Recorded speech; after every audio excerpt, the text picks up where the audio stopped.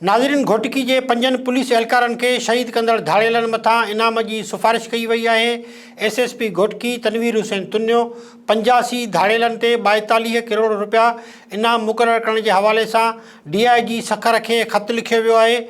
इन हवाले से तफ़सील ॿुधाइण लाइ असां सां टेलीफोन लाइन ते मौजूद है SS न्यूज़ जो रिपोर्टर नवीद अहमद शेख। जी नवीद, छा तफ़सील आहिनि? जी बिल्कुल, तव्हांखे ॿुधाईंदा हलूं। कुछ ॾींहं पहिरियां घोटकी जे रावती वारे इलाइक़े में एक DSP अब्दुल मालिक भुट्टो ऐं 2 SHOs अब्दुल मालिक कमागर, दीन मोहम्मद लगारी ऐं 2 पुलिस एहलकार मोहम्मद सलीम चाचा जतोई पितावी धाड़ेलन हथां शहीद थी विया ऐं 1 SHO गुलाम अली बिरोई ऐं 2 पुलिस एहलकार आफ्ताब अहमद भुट्टो, मुमताज़ अली सुमरो ज़ख़्मी थिया हा।